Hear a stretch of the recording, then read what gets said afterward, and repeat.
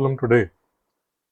Let's read the problem first. A solid sphere of radius r. So this is a sphere which is given to us. This has a radius r. It's floating in a liquid of density rho. So the density of the liquid is rho, with half of its volume submerged. So it's floating in a liquid of density rho with half of its volume submerged. So this is the first line. If the sphere is slightly pushed and released, it starts executing simple harmonic motion. This is the second line. And the third line is a question: find the frequency of these oscillations. So we'll take the first line, we'll try to understand what is happening here. Then we'll take the second line, and then finally we'll have to find the question is in the third line. So when we look at the first line, so the rough diagram would look something like this: that there is a liquid in which half of the sphere is floating. So when I look at this condition, what I understand is that the weight of the sphere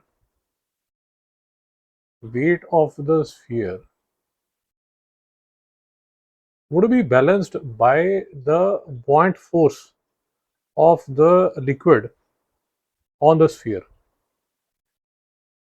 I'll repeat. The weight of sphere, in our case, the weight of the sphere would be equal to mg. We don't know the mass, but we know the g. So let's say that the weight of the sphere is mg. Now this is being balanced. This weight of the sphere is being balanced by the buoyant force on the sphere by the liquid. Now what you need to understand here, and which is a critical point, is that the buoyant force, let me write it like FB, the buoyant force. See, the buoyant force would be equal to the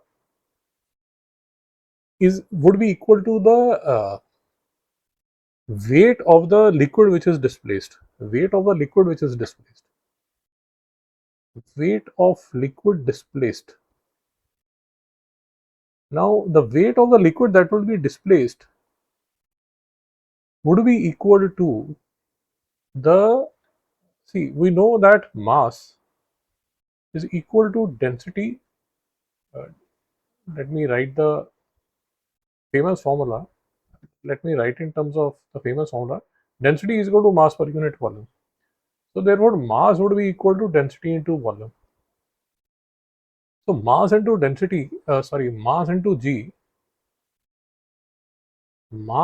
G would be equal to rho v G. Why am I doing this?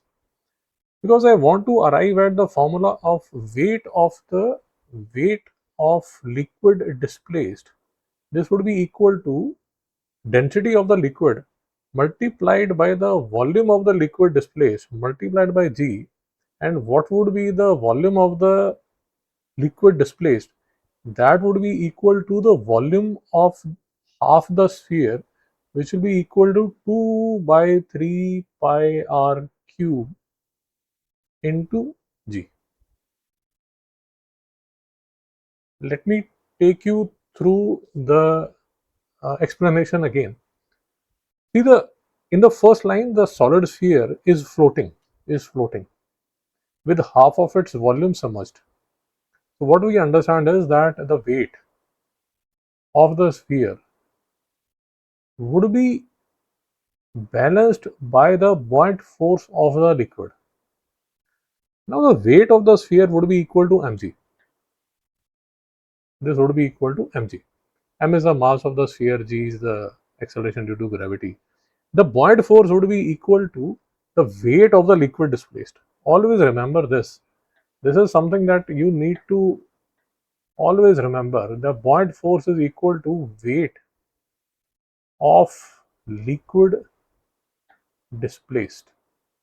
Always remember this. Now what I have done is, now I need to calculate this weight of the liquid displaced. For calculating this, I understand that the mass is equal to density into volume. Mg would be equal to rho Vg. what you need to understand that is that this V is the volume of the liquid displaced, which will be equal to half the volume of the sphere, because half of the volume is submerged. So the volume displaced of liquid would be equal to half the volume of the sphere. Uh, of the sphere. So V would be equal to 2 by 3 pi r cube. Why? Because the volume. Just hold for a second. 1 second. So now I hope you are clear till here that the weight of the liquid displaced is equal to this term. Now what I'll do is, from line 1, the equation that I can write is that this mg, which is the uh, weight of the ball mg, this is equal to rho into 2 by 3 pi r cube,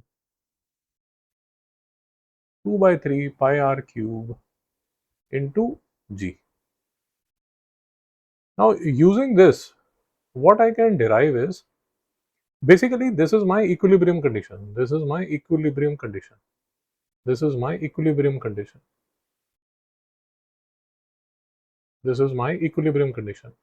This is the condition where this is the first line of the question, where the solid sphere is floating with half of its volume submerged. So using this, I have come to the equilibrium condition, and what I can see here is that this g and g will cancel, and the mass would be equal to 2 by 3 pi r cube rho. So remember this. This would something that we would be using in the question. The mass of the this ball of the sphere is equal to 2 by 3 pi r cube into rho. So this mass is now being defined in terms of the known quantity, because I know the value of r and I also know the value of rho. So this is the first part. Now what is the second part? If the sphere is slightly pushed and released, it starts executing simple harmonic motion. Now to understand this, I will rub all of this. You will get the note, so don't worry about what I am rubbing. Now in the second part, what starts happening is that in that sphere, what you do is, this was a sphere, this was half of the volume of the sphere. Now what you do is, you push it down, you push it down. When you push it down, let us say that, this is the distance it gets pushed down. This, let this be x. When you push the sphere down, let us say that it, you know, uh, it goes x distance down. Now, what starts happening is that, see, the weight of the sphere remains the same, but now the buoyant force will increase, and because there will be a net force,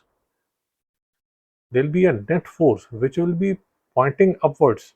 Due to that, SHM would be created. This is almost the same if you compare it with a pendulum. There will be a restoring force which will make like we have the pendulum case. Similarly, this sphere will start bobbing up and down. Now that is the part that I'll show you in the PDF. In this PDF, the calculation. But remember that from the equilibrium condition,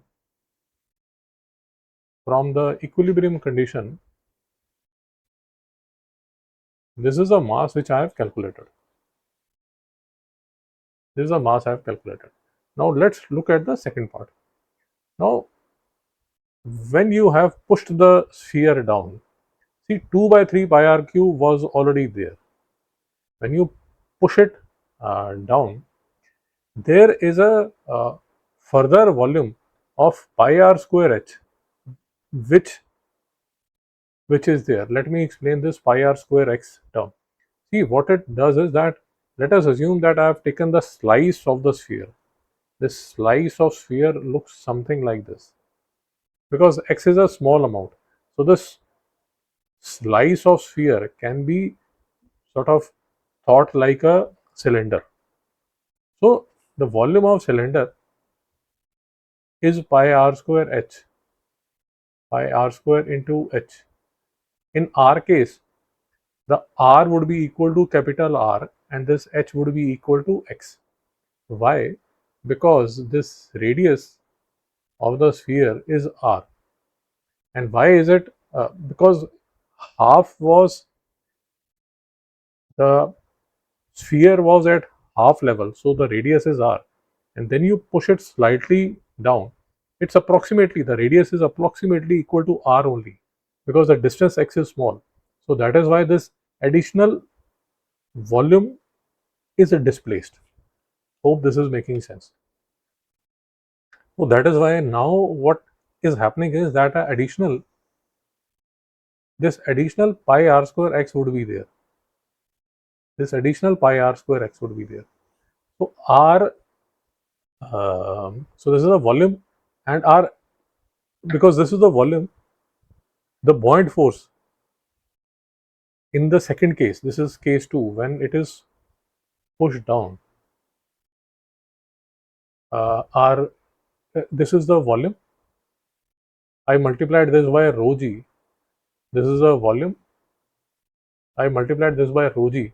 So this becomes the buoyant force. Basically, this total becomes the weight of the new liquid which is displaced. Now this buoyant force is written here, and the mg is down. Let me draw this diagram here. The weight is down, and you have this additional buoyant force fb dash now,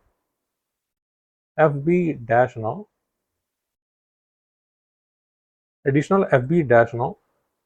So weight is down and this additional buoyant force is up. Now there is this difference between these two would give us the restoring force, which is given by md square x by dt square. So my restoring force would be equal to mg minus whole of this term, mg minus whole of this term. So that is what I have written here, 2 minus 2 by 3 pi r cube rho g minus pi r square x rho g. Now what happens is that this mass is equal to 2 by 3 pi r cube, because this mass is, I have already written this mass in terms of the given variable, which is 2 by 3 pi r cube rho. So this is 2 by 3 pi r cube rho into g minus 2 by 3, and this term will cancel, and you will be left with minus pi r square x rho g. So my restoring force is equal to minus pi r square x rho g. I have to equate this to the restoring force, which is m d square x by dt square. So basically what I can write is m d square x by dt square is equal to minus pi r square rho g x. Now what starts? Again, I can write the mass in terms of 2 by 3 pi r square rho d square x is equal to minus pi r square rho g x. There are a lot of terms which will get chopped off, and finally I'll have d square x by dt square is equal to minus 3g by 2r x. This minus shows that it is a restoring force. Now we compare this with our standard equation, d square x by dt square is equal to minus omega square x. When I compare this,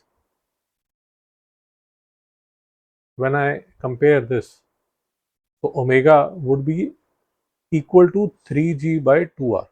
So omega square would be equal to 3g by 2r, and omega would be equal to root of 3g upon 2r. Now I understand, because I have to calculate the frequency. So frequency omega can be written as 2 pi f. So 2 pi f is equal to 3g by 2r, and frequency is equal to 1 upon 2 pi 3g by 2r. So this is the final answer. Now there are few things that that are very critical for you to understand, before you even start attempting this question. One is, the first thing that you need to understand, the basic thing that you need to understand is this funda, that that uh, buoyant force is equal to weight of the liquid displaced. This is the first thing that you need to understand. Actually, before that, you also need to understand uh, this part, where you also need to understand this path, this part, where I have written the weight of the liquid displaced is equal to rho 2 by 3 pi r cube g. So this is a step that you need to understand. Uh, this is a basic thing that you need to understand. So first thing is this. Second is this thing that you need to understand. Uh, Third thing that you'll need to understand is, how did I calculate? You might face some difficulty in understanding this term pi r square x. This is basically the volume of the cylinder, and you might be wondering, where did this cylinder come from? See, there's a sphere. You just push it slightly down. There will be this cylinder, which is like it is like a slice of the sphere. So it is in the cylindrical shape. So that is why pi r square x is there, because x is small. So this is the third thing that you might struggle with, that you'll have to understand. Uh, Fourth thing that you'll have to understand is this equation, that d square x by dt square is equal to minus omega square x. This is the important